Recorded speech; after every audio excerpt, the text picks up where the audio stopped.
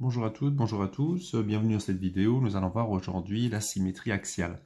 Alors la symétrie axiale, c'est une symétrie qui, comme on l'entend, va être relative à un axe. L'axe, ça va simplement être une droite. Alors aujourd'hui, on va d'abord s'intéresser à la symétrie axiale quand l'axe est sur des carreaux de cahier, donc on va procéder par comptage. Plus tard, on fera aussi les symétries directement sur papier blanc.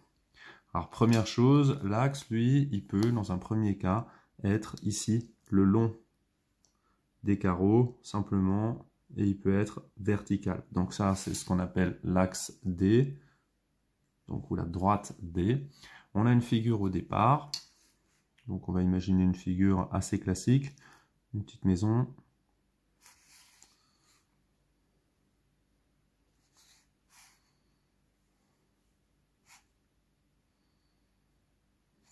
Voilà. Et en fait, quand on veut tracer donc la maison symétrique de la maison de départ par rapport à l'axe D, on procède simplement, comme on l'a dit, par comptage. Alors moi, exceptionnellement, je vais compter, je vais mettre les symétriques à chaque fois, je vais mettre une petite croix, même si plus tard on ne le fera plus, tout simplement pour vous aider à repérer un petit peu l'ensemble des points. Alors il faut bien comprendre que cette symétrie axiale, elle agit un peu comme des ailes de papillon. C'est-à-dire qu'on imagine qu'on plie le long de l'axe, on regarde ce qui se passe et on se débrouille pour que les deux ici se touchent. En fait, c'est un effet miroir. Hein. Donc à la fois on a l'effet miroir, on a l'effet papillon, ou alors ce que vous avez fait peut-être quand vous étiez plus petit, quand on fait une tache d'encre, on plie la feuille, on la déplie et normalement on a la même tache d'encre de l'autre côté. Alors pour bien montrer que on a un effet miroir et qu'on n'a pas tout à fait la même figure, moi ce que je vais faire, je vais rajouter simplement ici une fenêtre qui va nous expliquer un petit peu ce qui va se passer. Donc on a notre fenêtre avec notre maison. Et maintenant, on va donc tracer le symétrique de la maison. Donc première chose, on prend par exemple ce point-là, on compte toujours perpendiculairement à l'axe. Donc on arrive ici, on compte 1, 2. Ben, pour avoir le symétrique, on compte 1, 2. Donc, comme je vous l'ai dit, moi je mets des petits points ici, que je repère ici avec une croix, même si plus tard on ne le fera plus, hein, pour ne pas surcharger la figure. Pour ce point-là, 1, 2, on compte perpendiculairement à l'axe, 1, 2. On continue. Pour le sommet de la maison, 1, 2, 3, 4, 1, 2, 3, 4. Maintenant celui-là, 1, 2, 3, 4, 5, 6, 1, 2, 3, 4, 5, 6. Et on poursuit. 1, 2, 3, 4, 5, 6. 1, 2, 3, 4, 5, 6. Donc là, on voit doucement la maison qui se dessine. Alors, on n'a pas encore la fenêtre. C'est pas très grave. Qu'est-ce qu'on va faire? Eh bien, on va simplement essayer de la repérer tout à l'heure comme on l'a fait, en procédant aussi ici par comptage. Alors, volontairement aussi, pour le bien de la vidéo, pour qu'on voit correctement, je dépasse un petit peu du trait pour qu'on voit, hein, parce que c'est pas toujours évident. Parfois, quand les traits sont trop forts ici, on voit plus trop bien. Donc on a dit que normalement, en pliant ici, on doit avoir donc les deux qui se superposent. Donc on voit que là, la fenêtre, elle est le plus éloignée de l'axe. Donc là aussi, naturellement, elle doit aussi être le plus éloignée de l'axe. Elle ne doit pas être du même côté. Donc quand on compte ici, on s'en rend bien compte. Pourquoi? Si on prend ce point, 1, 2, 3, 4, 1, 2, 3, 4. Donc on arrive ici.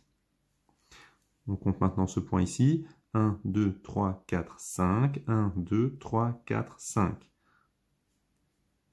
On procède ici aussi. 4, 4.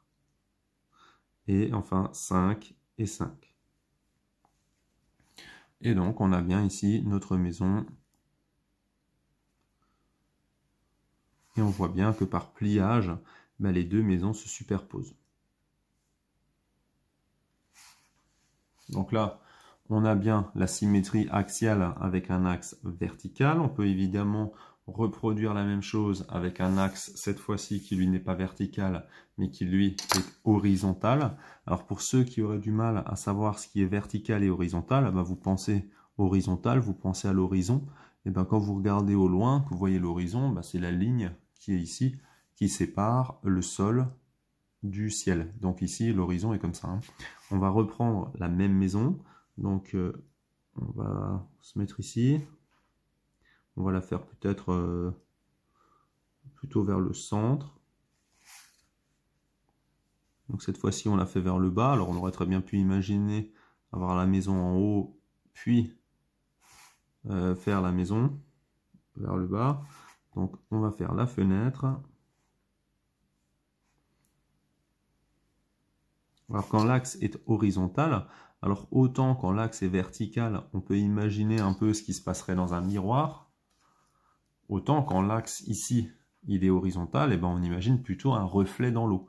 Donc ici, par exemple, vous avez la maison, et ben donc en comptant, on compte toujours perpendiculairement à l'axe, donc surtout pas comme ça, mais bien perpendiculairement à l'axe, donc on compte vers le haut, vers le bas, en fonction de la maison, si elle est en haut ou en bas. Donc si on prend pour ce point-là, on est 1 séparé à l'axe, donc on arrive ici. Donc comme je vous l'ai dit tout à l'heure, hein, là, moi volontairement je fais les points pour qu'on repère bien, mais si je traçais ici à une évaluation ou dans un exercice, je ne le ferai pas, je ferai directement les segments sans surcharger la figure. Donc pour celui-là, 1, 2, 3, 1, 2, 3. Pour le point là, 1, 2, 3, 4, 5, 1, 2, 3, 4, 5. Lui, 1, 2, 3, 1, 2, 3.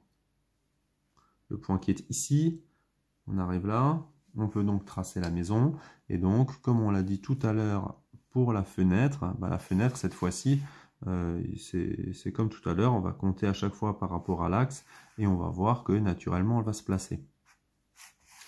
Donc là, la maison, on imagine bien effectivement qu'on l'a après un reflet dans l'eau. Vous avez la figure au départ, et vous avez donc ici la figure symétrique.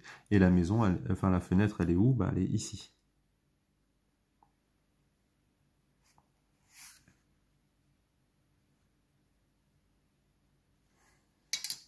Voilà, donc j'espère avoir réussi à vous aider un petit peu. Donc maintenant, je vous souhaite bon courage donc, pour réaliser les symétriques des figures de la feuille d'exercice qui est juste en dessous.